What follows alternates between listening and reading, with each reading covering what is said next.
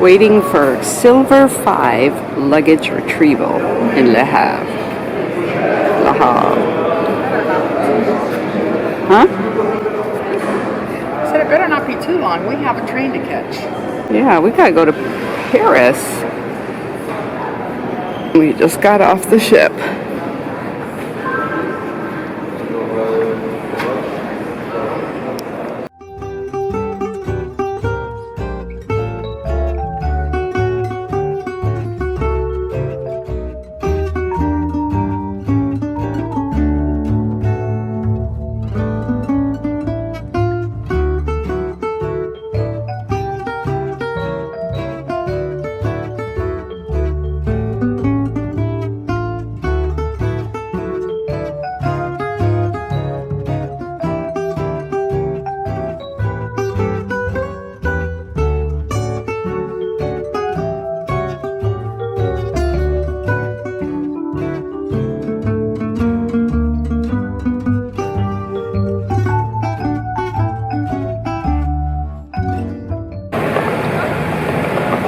First few minutes in Paris, and this is the Hotel de Ville, and right beside it is a sand pit where people are playing.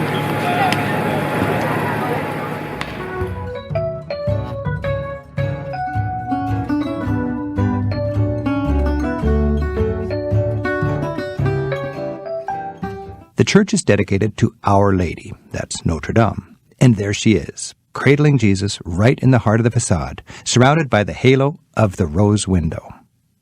Though the church is massive and imposing, it's always stood for the grace and compassion of Mary, the Holy Mother.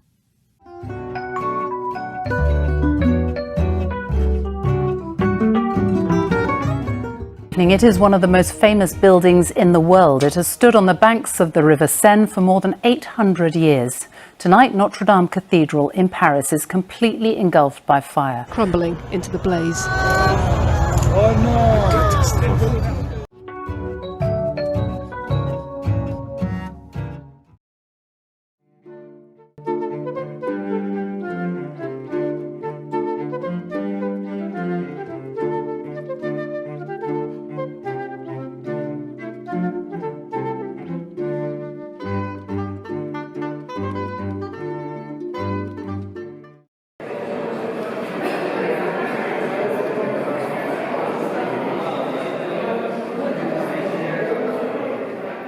It was built in 1248 for King Louis IX, the only French king who's now a saint. It was built to house the supposed crown of thorns. Its architectural harmony is due to the fact that the church was completed under the direction of one architect, and it took only 5 years. That kind of speed was unheard of in Gothic times. Remember that the Notre Dame took over 200 years to build.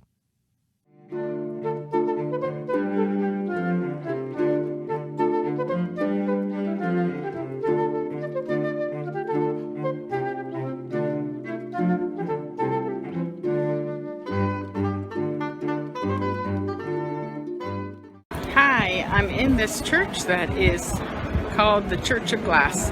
It is all stained glass. Check this out. For me, the glory of Gothic shines brighter here than in any other church. Let there be light. From the first page of the Bible, it's clear, light is divine. Light shines through stained glass like God's grace shining down on earth, and Gothic architects used their new technology to turn dark stone buildings into lanterns of light. There are 15 separate panels of stained glass in this room, with more than 1,000 different scenes, mostly from the Bible.